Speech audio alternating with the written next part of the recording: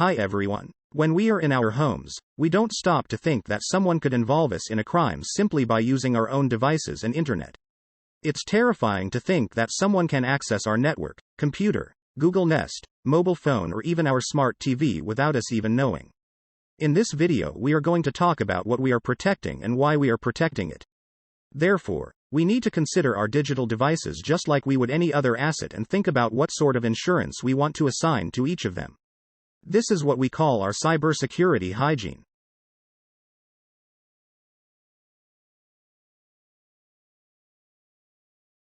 Cyber hygiene requires upfront planning and repetition. This is to prevent any ill-intentioned people from hacking into our network. Hackers are unauthorized users who break into computer systems in order to steal, change, or destroy information, often by installing dangerous malware without your knowledge or consent. Their clever tactics and detailed technical knowledge help them access personal information that you really don't want them to access. Once someone has gained access to your personal information, they can use your usernames and passwords to take your money and identity by opening up accounts in your name, making purchases, and selling your information to other parties who will use it for illegal purposes. Managing identity theft is a traumatic and difficult experience. It can severely damage your creditworthiness and leave you with bills that you did not incur. To help you prevent cybercrime happening to you, we are going to take a look at how we can implement security protocols to increase your online safety. Let's get started.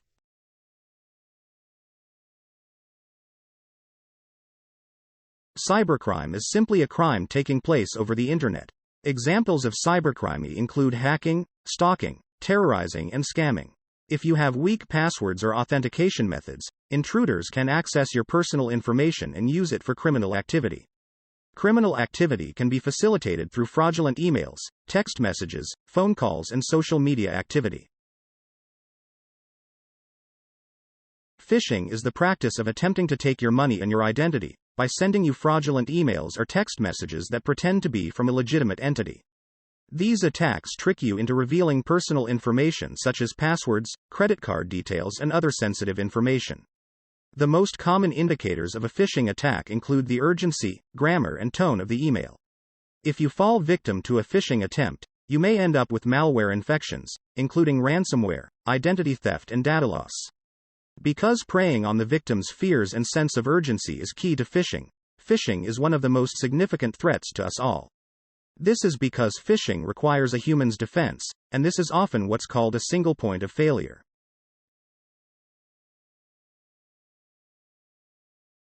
For example, you may recall the recent Optus breach. Attackers obtained and revealed sensitive personal information of some 11 million Optus customers.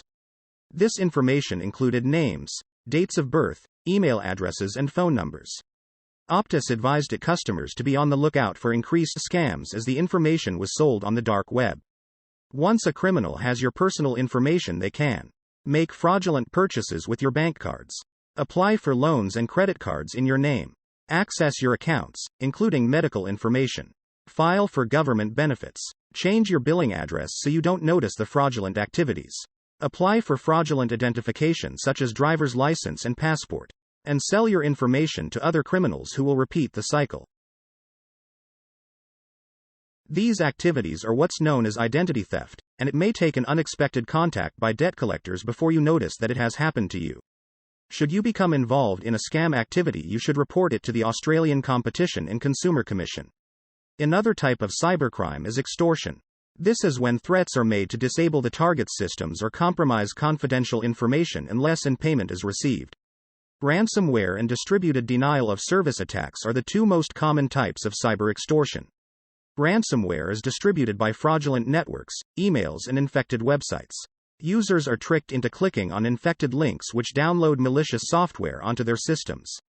The software encrypts the files of the victim, rendering their network and computers unusable. The demands from the criminals include ransom payments or some other form of compensation.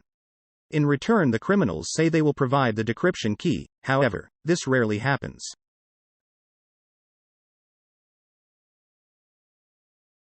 It is often recommended not to pay the criminals a ransom payment as there is no guarantee the information or access will be restored in full.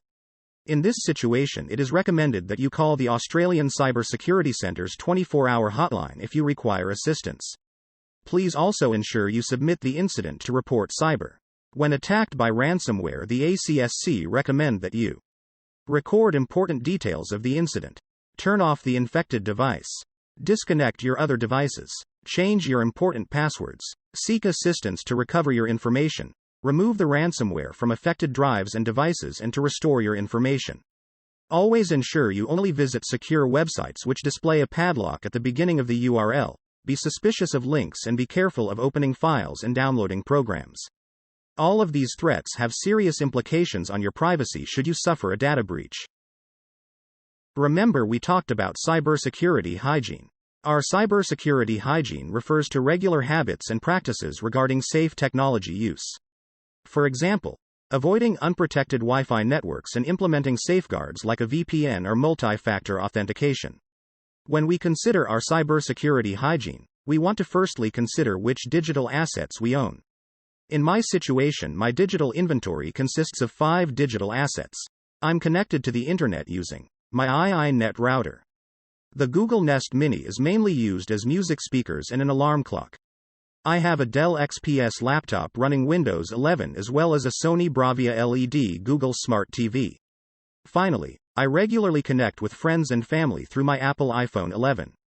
Now that I've identified what digital assets we own, we then need to understand how to establish the most secure connection between our digital assets, our personal information, and the internet. What connects us to the web is our router. The threat with my II-Net router device is that if I don't have a strong enough password, someone would be able to hack into my computer and take my personal information. A router is the piece of network hardware that allows communication between your local home network, such as your personal computers, as well as other connected devices and the internet. A router password is needed to log in to the router admin console to configure its settings. Most hackers use your router to access your wireless home network, as they can always determine what all of the default passwords of a router are given manufacturers advertise them. Updating your default router password can help keep your home network safe and improve your device security. Most default router passwords are something very easy like test01234. Given the simplicity and commonality of this password, it makes it very easy to hack. Your router password is the key to your personal information, so we recommend you update your router password. To update your router password, follow the instructions on the screen. When changing your password, don't choose one that includes your personal information or one that is easy to guess. Please remember you are changing your network password. That means you will have to re-enter your Wi-Fi password to connect back onto your Google Nest Mini, Dell laptop, Sony TV, and your iPhone. It's also a good idea to identify your network name from your preset device name. This is because hackers generally have lists of the common manufacturing router username and passwords. To change your network name, you need to go to your network provider's router admin console as shown earlier to configure these settings. Update your network name to something that you can identify with. This is so that you can remember which network is yours when reconnecting. We'll look at passwords later on, however. Always make sure you are using strong and unique passwords and consider using a password manager and a password generator. The location of where you go to update your network name is shown on the screen. Let's look at the Google Nest Mini now. A Google Nest Mini is simply a speaker that's connected to the internet and has a built-in voice assistant system such as Alexa, Google, Cortana, Siri, or Bixby. For a smart speaker to work properly, it has to be listening all the time, waiting for a wake-up command such as Alexa or OK Google. If it wasn't, then it wouldn't hear any of your commands. So, does this mean everything you say around your smart speaker is being recorded? The answer is yes. The way that the 3 major smart speaker manufacturers, Amazon, Google, and Apple, use these recordings has drawn scrutiny and attention. It has been revealed that employees at Amazon, Google, and Apple listen to smart speaker recordings in order to improve their voice recognition algorithms. Users have since reported dropping their voices during conversations to prevent their smart speaker from listening in, while others have gone as far as moving their smart speaker to another room, or turning it off entirely, to avoid being spied on.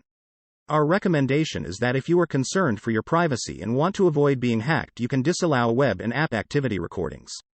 This prevents any of your recordings from being saved on Google. To configure these settings, just follow the instructions on screen using your iPhone. Moving along to my Dell laptop. If I'm not spending time on my phone, I'm using my laptop to connect with those closest to me, do some personal administration, or just surf the web. Whilst laptops provide many conveniences, they also pose many threats. These include hacking, spying, malware, ransomware, password and privacy breaches. One of the simplest things you can do is to ensure all of your browsers and software are updated regularly. Attackers are coming up with new ways for finding vulnerabilities. Therefore, browsers and software companies regularly patch vulnerabilities to prevent them from being exploited. Another very simple way of securing your personal information is through antivirus software. Antivirus software detects, prevents and warns the user of any malicious activity.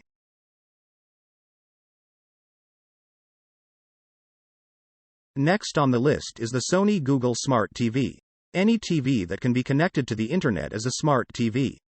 A user can stream media services and run apps, browse the internet, access internet music channels, shop online, and access on-demand video services.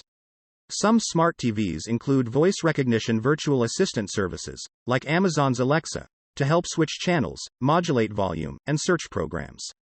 In theory, a smart TV is a highly evolved device that gives a user a lot of options to enjoy streaming, browsing, and gaming. But there may also be risks you want to consider before deciding to bring one into your living room. Take privacy, for instance. An internet-connected, voice-enabled TV has the capability to track what you are searching and watching. With this information, they can serve ads catered to your way of life. Most smart TVs come with the option for you to turn off such tracking, but it may not be the default setting. As with many internet-connected devices, smart TVs can also be hacked.